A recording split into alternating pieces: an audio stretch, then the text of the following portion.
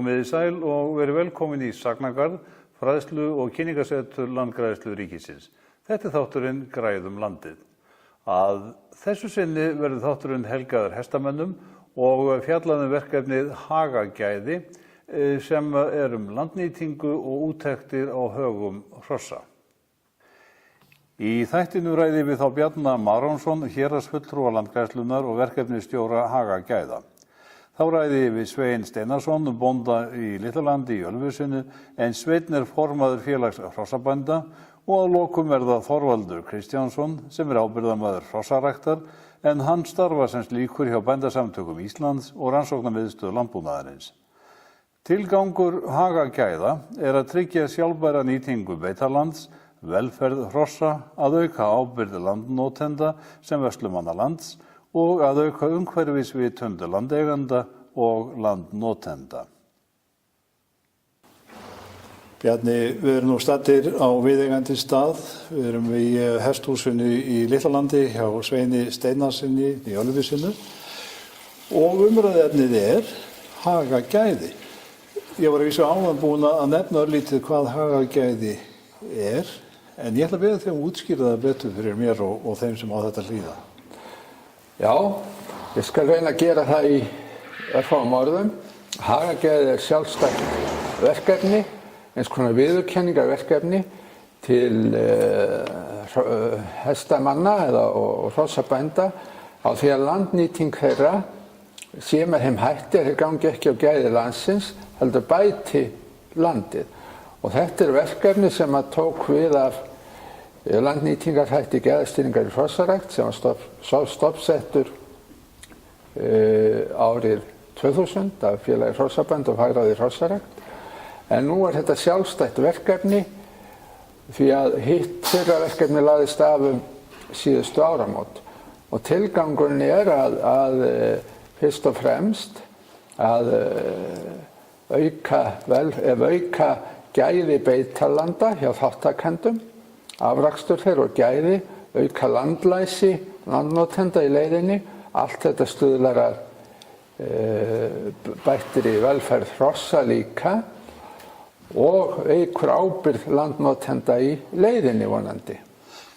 En nú eru æðimargir hrossaræktendur eða voru í gamla verkefninu, koma þeir þá yfir í þetta nýja?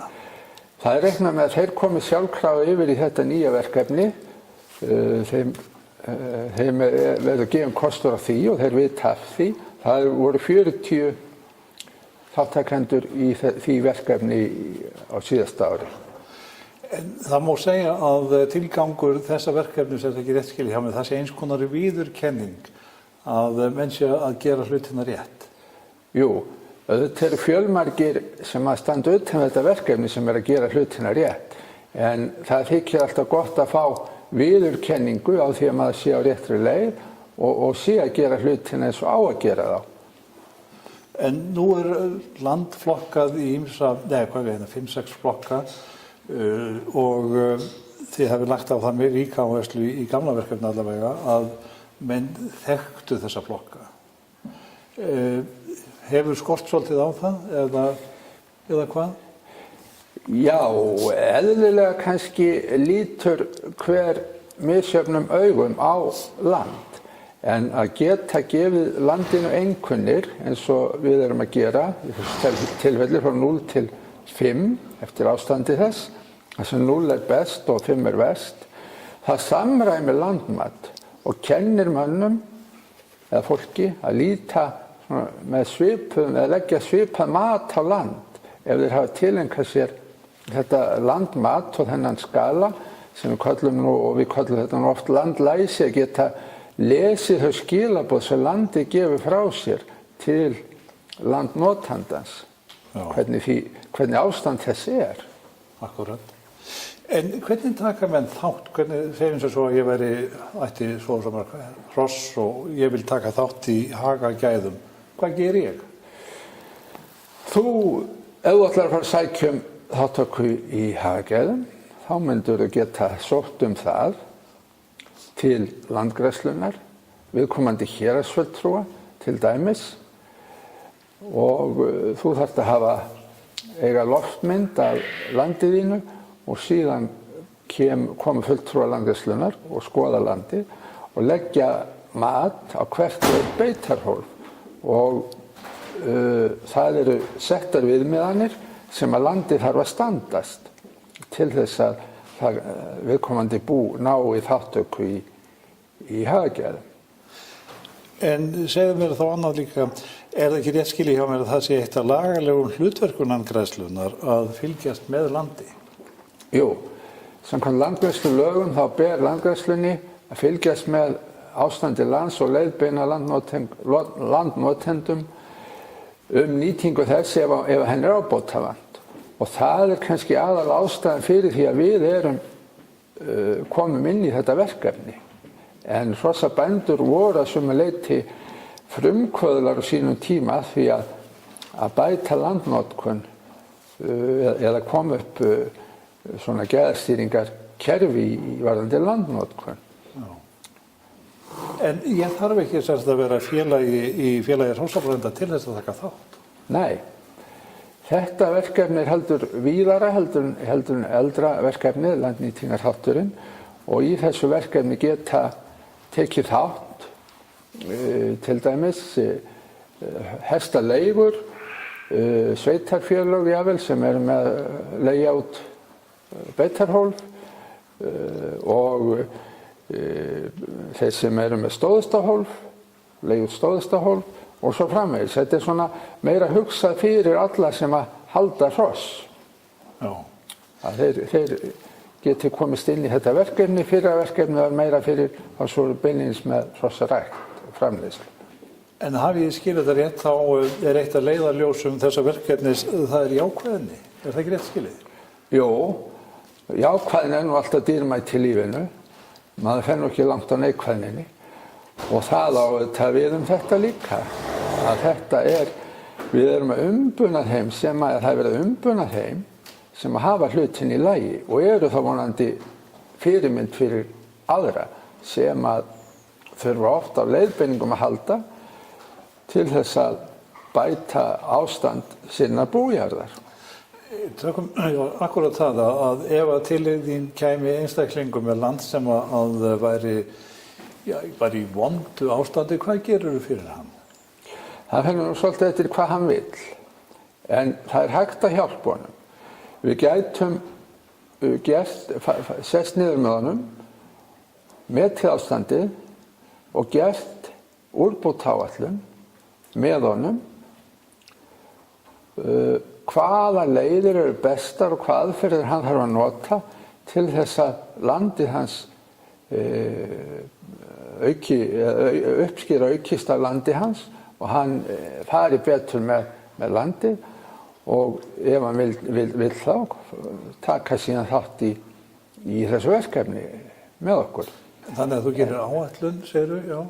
Úrbótaáætlun, það gerði úrbótaáætlun með honum, svo er þetta hans að framfylgja henni. Hann er ekki að gera þetta fyrir okkur, hann er að gera þetta fyrir sjálfan sig. Já. Og það er þetta það sem er rauði þráðurinn í þessu verkefni, að þáttakan á að gagnast þeim sem tekur þátt í henni, en fyrst og fremst, þetta er fyrir það fólk. En þá fyrstu skrefin í þessu samkomulagi, þessu verkefni, þau eru hvernig hagið í verkinu þá núna í sumar? Yfirleitt er land tekið út á haustin, svona í lok sprettutíma, september, október, og þá þarf að liggja fyrir hverju ætla að vera með í þessu. Og þá fara héraðsfulltrúar landgræðslunnar á vettvang og meðtaland hjá viðkomandi. Já. Og hjá nýliðum þá er ástandið svona skoðað alveg sérstaklega vel, en síðan er svona lauslegri skoðun hjá þeim sem eru búin að vera í nokkur ár og vita þeir að hafa yfirleitt allt í lagi. Og upplýsingar hagagæði, já, kannski er ekki strax komin inn á heimasíðu Landgræðslunnar en munu verða þar trúlega í framtíðinni. Já, Landgræðslan er með mjög öfluga heimasíðu og vel með henni fylgst og ég á von á því allar upplýsingar um þetta verkefni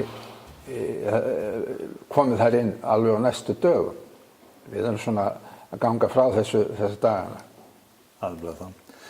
Bjarni, þakka ég kærlega fyrir þetta. Takk sömuleiðis. Sveinn Steinarsson formaður félags hrossabænda en hann jafnframt bóndi á Litlalandi í Ölfusi. Ég spurði Svein ástæðu þess að félag hrossabænda ákvað að ganga til liðs við Landgræðslu ríkisins og ýta hagagæðum úr vör. Við rauninni ákvaðum að halda áfram með þetta landnýtingarverkefni sem að tilheyrir gæðastýringunni á sínum tíma. Halda áfram með það og þá var það þannig að þetta verkefni að gæta landinu orðið bara sjálfstætt verkefni og heitir þessu fallega nafni hagagæði og gengur út á það að fólk nái hámarks afrakstri af sínu landi. Já. Þið eru með í félagi hrossabænda eitthvað liðlega 1000 félagsmenn. Ég gef mér að þú vilji sjá allmarga koma þarna inn nýja til þess að taka þátt í þessu verkefni eða hvað? Já, auðvitað vilja sem flestir á okkur félagsmennum taka þátt í þessu en einnig bara aðrir hesteigendur. Og þetta verkefni er ekki bundið við í sjálfu sér að í félagi hrossabænda. Akkúrat. Heldur gefst bara öllum tækifæri á að vera í þessu verkefni sem halda hross og við sjáum einmitt fyrir okkur mikilvægi þess að þeir sem eru að halda mörgum hrossum og litlu svæði taki þátt í þessu verkefni. Já. Já, þar er kannski hættan mest á því að ganga á landið og vaða það upp. En þá tilgangurinn hver, hann er að tryggja sjálfbæra nýtingu beitarlands eins og þú segir, en fleiri atriði sem væri rétt að nefna? Já, mér finnst í þessu sambandi bara rétt að nefna að við getum raunverulega haft þetta bara í sama orðinu og við séum að horfa til velferðar og aðbúnaðar hrossana. Við viljum að haginn og haglendi sem hrossin á séu vel gengin og beri hestahaldinu gott vitni. Þetta kostar ekki fólk, eða hvað? Nei, þetta stendur fólki til boða endurgjaldslaust og þess vegna finnst mér svo mikilvægt að fólk notfæri sér þetta því að við fáum, og þeir sem að taka þátt, fá aðstoð hjá reynslumiklu fólki í því að lesa landið sitt og fá ráðleggingar.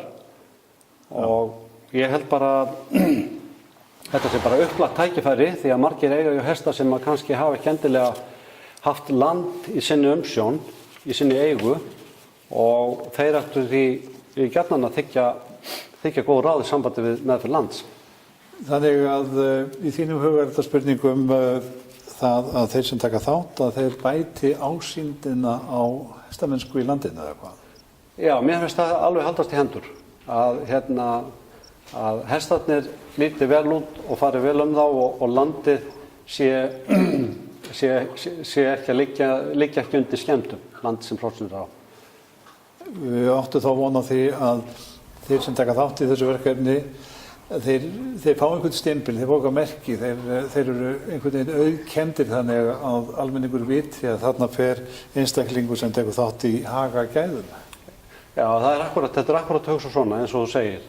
Að það verður viðurkenningamerki, auðkenni sem fólk getur þá hugsanlega sett á heimasíðu sína eða límiði sem fer aftan á hestakerrunina. Einhvers staðar verður, það verður hægt að sýna fram á að fólk séu þáttakendur í verkefninu.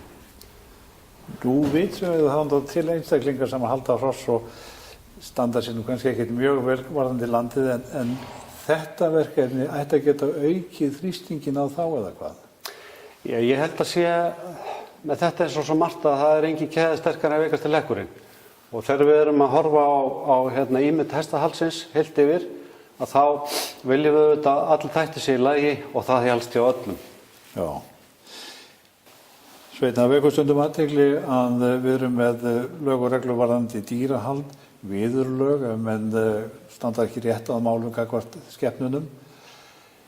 En ég held að fara rétt með það að það er engin slík viðurlög ef einhver fer illa með land. Nei, það er líklega ekki.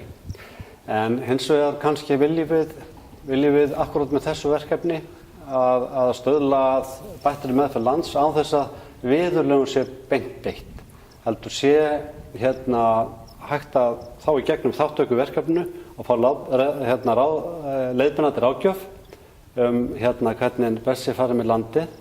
Já, við myndum vilja sjá í gegnum verkefnið að þar sem sannarlega verið að ganga á land og fara illa með land og þar með ásýnd á hestahaldi, að þar sé hægt að finna svoleiðis málum farveg með því að fá þá leiðbeinandi ráðgjöf frá landgræðslunni til þess að bæta aðstæður.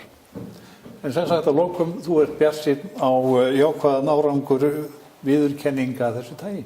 Ég er bjartsýnn á það og ég er sérlega ánægður með hversu mikill áhugi hjá landgræðslunni að leiðbeina okkur og styðja okkur í að gera vel í þessum efnum. Takk fyrir. Takk, sömuleiðis. Við erum nú stödd í hestamiðstöðinni Dalur í Reykjavík og ég ætla hér að ræða við Þorvald Kristjánsson, en hann er ábyrgðarmaður hrossaræktar og starfar sem slíkur hjá Bændasamtökum Íslands og ráðgjafamiðstöð landbúnaðarins. Hvaða augum lítur ábyrgðarmaður hrossaræktar það samstarf sem nú er að hefjast og nefnt er að haga gæði? Ég lít það náttúrulega mjög jákvæðum augum og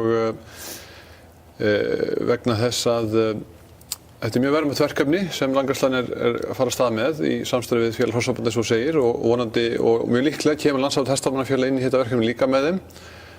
Ástæðan fyrir því er svo náttúrulega að vönduð landnýting og sjálfbær landnýting er eitt af lykilatriðum í hrossarækt og bara hestahaldi almennt. Og þess vegna er mjög mikilvægt að allir þeir sem eru að nýta land til hrossabeitar bara yfir höfuð, hvort sem það eru einstaklingar eða þeir sem eru í atvinnurekstri með hross, geti leitað til einhvers fagaðila eins og Landgræðslunnar og fengið þar leiðbeiningar og ráðgjöf sína landnotkun og